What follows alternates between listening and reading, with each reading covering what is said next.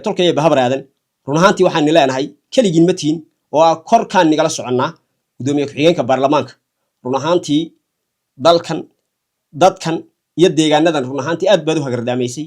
dadka ma taqaanaa run ahaantii dhibaatooyin ayna hore ugu dhicin dadka gaadhsiiyey baa tahay beesha reer dudub oo run ahaantii iyaduna halkaa ka soo hadashay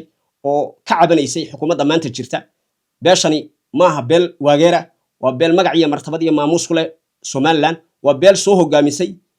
hogaankii ugu wanaagsanaana uu ka soo maray waa beel madaxweynihii soo maray madaxweyne Daahir Rayaale Kaahin uu ka soo jeedo in uu isku dayay inuu ka manciyo dadka ka soo diraya taageerada uga soo diraya ama dawladda federaalka ha noqoto ama ha noqoto dad kale oo muxsiniin ah ha noqotee waayo waxaan ogsoonahay in suuqa waaheen laga saaciday oo laga caawinayay oo caawimadeedu ay socotay muddo sanad ku dhawaad ah walow aan ogsoonahay haddii lawlaa ay ka dhici lahayd abaartaasi iyo mid ka soo dhowba ay ka dhici lahayd gobollada bariga runtii galin horeba uu ka howlgali lahaa habase ahaatee laakiin waxa uu samaynayaa madaxweynuhu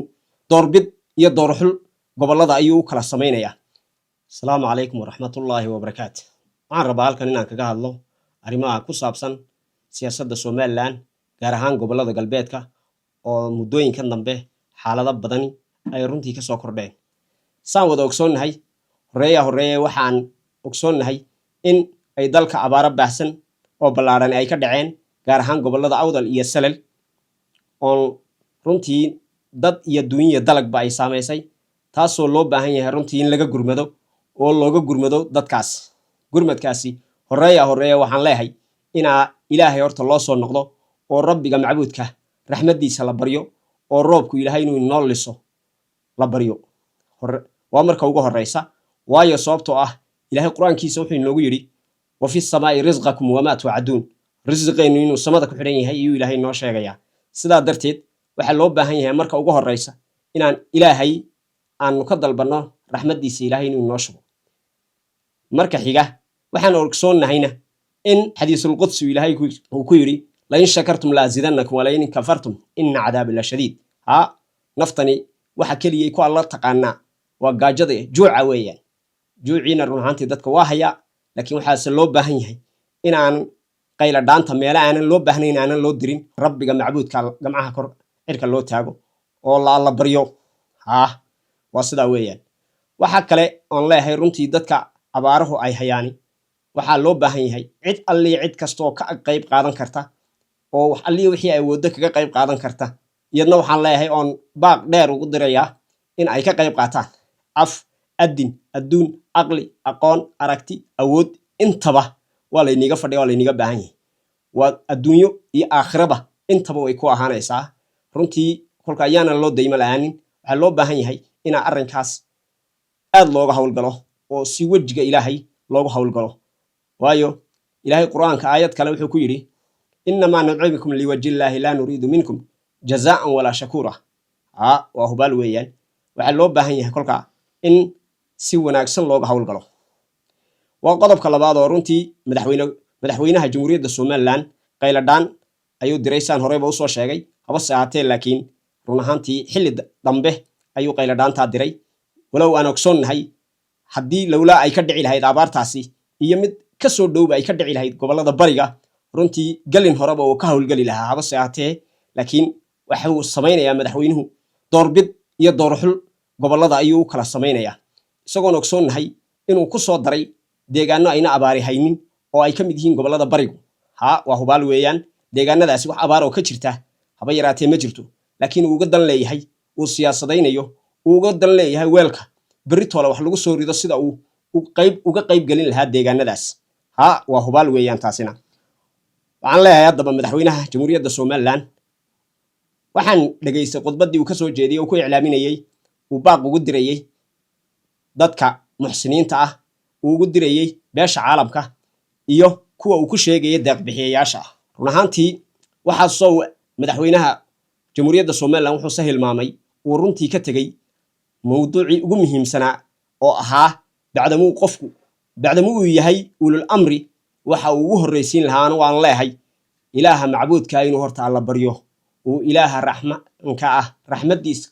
inuu noo shubo uu alla baryo iyo ugu muhiimsanayd waayo sababtoo ah waa ulul amri waa qof la doortay oo horeeya isagu uu doortay uu ilaahay doortay kadibna dadka uu diray laakiin kii doortay ee dadka u diray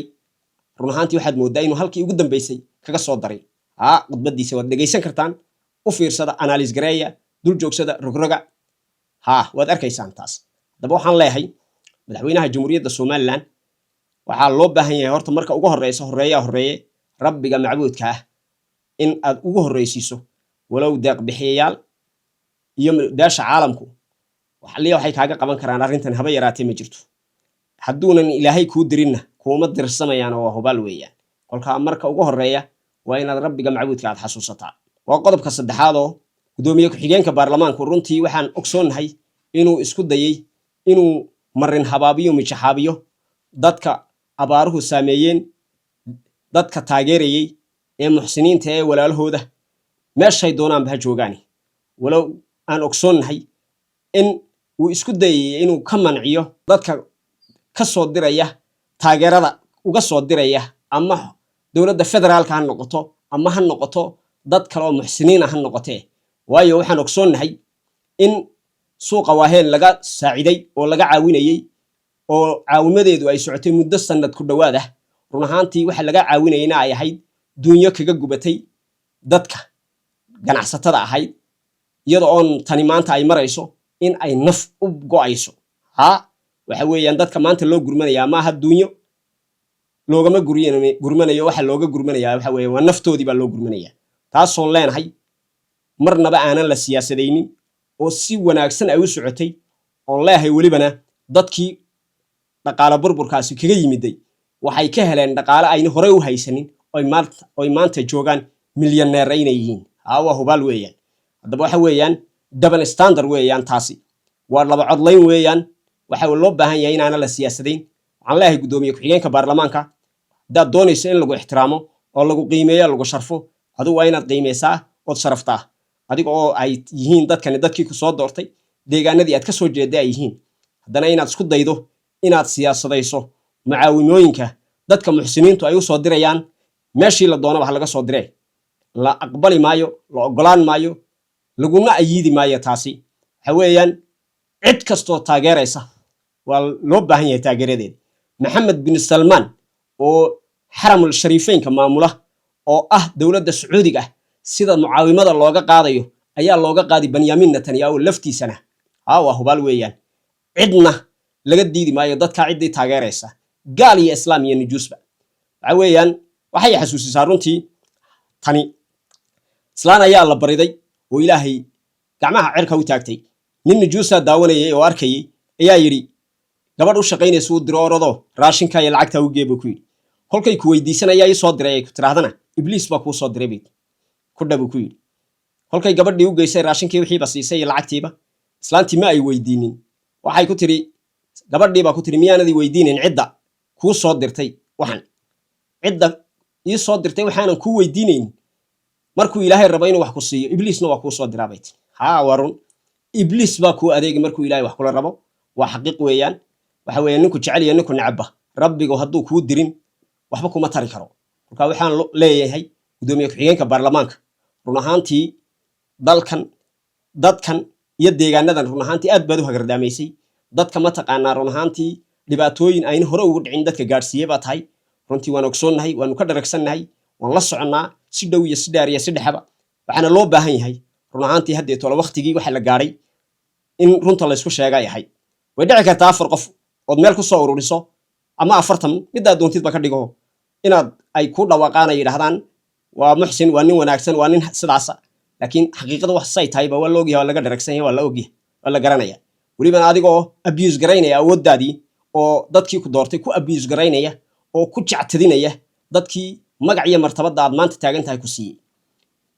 run ahaantii taasina waa wax laga wanaagsan yahay inaad ka waantoodaana ay ku wanaagsan tahay adiga if iyo akhraba intaas ayaan ku dhaafayaa waa qodobka afraad oo aan hore u soo sheegay muxuu shalay deegaanada gabiley iyo banka dadkii deganaa oo ah beesha bahabar aadan oo runtii qayladhaantooda soo noqnoqotay oo run ahaantii ka cabanaya wafti loo soo diray saan horeyba u soo sheegay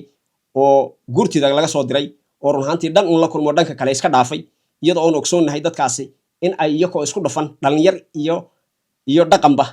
ka wada cabanayeen oo ka hadlayeen oo qayladhaan u dirayeen xukuumadda. Haddaba waxaan faraynaa xukuumaddu run ahaantii inay arrinkaa ka hawl gasho, u kuur gasho, si dhow iyo si dheer iyo si dhexaba u gasho, run ahaantii dhegta u raariciso, ay dhegaysato dadkaas baahidooda iyo baylahdooda iyo deegaanadoodaba waxa ay ka cabanayaanna laga xalliyo arrintaas. iyakana waxaan leeyahay beesha halkaa degan ee tolkaya bahabraadan run ahaantii waxaan leenahay keligiin ma tihin oo korkaan nigala soconnaa saa la ogsoon yahay dabagaalaba abeeso dushaasu ka qabaa dusha ayaan nigala soconnaa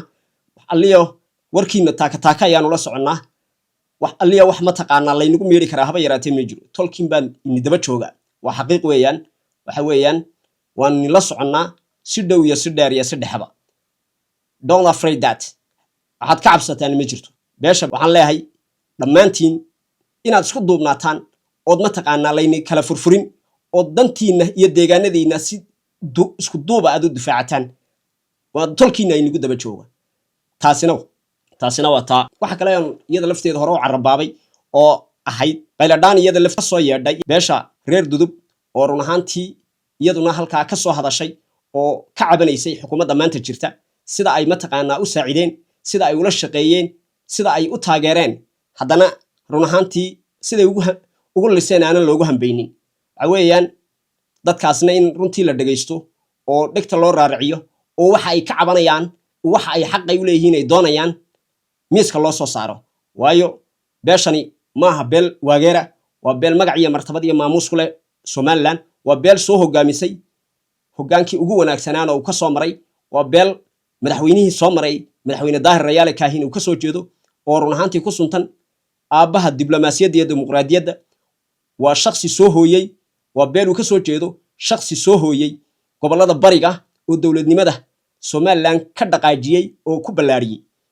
iyadoo aan ogsoonnahay dimuqraadiyadda maanta ay Somaliland waxa kaliya ay ku faanto ay beesha caalamka ka iibisana ninkay ku hana qaaday hirgeliyay buu ahaa waa hubaal weeyaan waxa loo baahan yahay kolka run ahaantii inaad reerka la dhageysto in dhagta loo raariciyo waxay baahidooda iyo baylahdooda iyo waxa waxay ka cabanayaanba miiska loo soo saaro waa mudan yihiin maqaamka sarreeysa in la gaarsiiyo waa dad awood leh adduun leh arli leh aqoon leh aragti leh ummad leh waa dad maal gashaday dalka iyo deegaanada iyo dhiig iyo dheecaanba u huray waa hubaal weeyaan waxa weeyaan run ahaantii hadalka ay ka soo yeedhayna waa rag awooda samayn kara fulin kara weeyaan iyadoo ogsoonnahay inayna keligood ahayn ay tolkoodna ku daba joogaan arrintaas oo run ahaantii kaga dambeeyaan oo run ahaantii ay weji kala yeelani haddii mawduucaas dhegta loo raaricin waayo oo la dhegaysan waayo oo waxa ay mudan yihiin la marin waayo waxaanan iyakana aan laftoodana baaq aan u dirayaa oon leehay tolkay reer dudub waxaan leehay runtii arrinkiina waa la dhegaysan waa lagu qasban yahay in la dhegaysto waa la fulin waxa liya waxaad u baahantiin waxaad xaq u leedihiin waa layni marin maqaamkiina iyo meesha iyo meel ka sarreysa waa layni gaadhsiin haba saatee laakiin xaaladaha dejiya hubka dhulka dhiga ma taqaanaa run ahaantii waxaanu ku qaadanaynaa horeeye af baanu ku qaadanaynaa adinku haynoo dambeeyo waxa weeyaan Somaliland dad garwadeenaad ahaydeen dad soo hogaamiyaad ahaydeen dad ma taqaanaa hirgeliyo hana qaadiyay baad ahaydeen dad anqariyo ababiyay baad ahaydeen tiin runtii ma tiin dadka maanta in looga baqo Somaliland layniga baqi maayo sida aanan idinkuna aadan uga baqaynin waxaan leenahay si walaalnimo iyo si tolnimana in aad isku dejisaan oo runtii xaaladaha aad daan soo horeysiinin dagaal aydaan iclaaminin ood ma taqaanaa deganaasho iyo diblomaasiyad aan horta wax ku eegno beesha reer dudub ee tolkayana intaas ayaan ku dhaafayaa waxa kale oo run ahaantii iyada lafteeda aan rabo inaan halkan kaga hadlo xariga Mandela oo run ahaantii aanan marnaba aan u gargaraynin oo leeyahay qalad ayuu sameeyay uu ka galay run ahaantii nin tolkaya nin walaalkaya sargaal sare oo ka howlgala gobolada galbeedka oo runtii magac iyo martabad iyo maamuus ku leh walaalkayo marna in adeerkayo marna tolkayo taliyaha qaybta Cabdi Qayra Dugsiye sargaalkaas oo runtii aan leeyahay aad baan uga xunnahay hadallada deelqaafka ee dhacdhaca ee run ahaantii dhiilada leh uu social media soo dhigay haba saatee laakiin waxaan leenahay intii tolnimo iyo intii walaalnimo inaana laga tagin gacmo gel jira hoos ayaa loo maydhaa waxaan leenahay inaanu arrinkaa iska aragno oo si dhow iyo si dheer iyo si dhexba aan uga xaalno oo waxaliya wixii aad aan ku turxaan bixino oo waxaliya wixii aad mataqaanaa walaalkayo uu ku bogsanayo aan mataqaanaa aan kala xaalno waxa weeyaan walaalkayo waxaan leenahay in aan mataqaanaa waxaanu kaa codsanaynaa si walaalnimo iyo si tolnimoba in shakhsigaasi in alliya intii aad nagala qaban karto aad nagala qabato aanu ka hawlgalno sidii xorriyadiisa u soo heli lahaa cashar iyo cibro isna uu inuu ku qaato ay tahay aanan run ahaantii marnaba aanaan ugu gargaraynin oon leenahay waa qaldamay mar koowaad iyo mar labaad iyo mar saddexaadba waanaanu ka raali gelaynaa si kala yallaa baanaanu uga raali gelinaynaa hadduu alla yidhaahdo waxaanan halkan rabaa ugu dambayn aan arrinkaana intaas ayaan kusoo koobayaa waxa kaloo runtii aan rabaa halkan inaan message uga soo gudbiyo bulshada reer Somaliland dal iyo dibadba run ahaantii Somaliland xaalad adag ayay ku jirtaa waxa loo baahan yahay si isku duubniya inaa mataqaanaa la isku duubnaado oo danta guud meel looga soo wada jeesto gaar ahaan shaqaaqada ka dhacday Hargeysa ee dilalka ka dhacay runtii shacbigu haddaynan xukuumadda la shaqaynaynin waxay qaban kartaa xukuumadda ma jirto xukuumadda in lala shaqeeyo oo in alliya inta ay waxay ku saxsan tahayna lagula shaqeeyo waxay ku qaldan tahayna loo sheego waa la mudan yahay waa xaq weeyaan waxaan leeyahay runtii bulshada reer Somaliland in xukuumadda aad mataqaanaa isgarab taagtaan oo wixii ay ku saxsan tahay aad ku garab gashaan sida gaar ahaan dilalka qorshaysan ee qaabaysan ee laga fulinayo mataqaanaa magaalooyinka dhexdeeda runtii in arrintaana laga hawlgalo waxaan hadalkay ku soo koobayaa Somaliland ha noolaato dadkeegu ha noolaadaan dal iyo dibadna ha isku duubnaadaan assalaamu calaykum waraxmatullaahi wabarakaatuh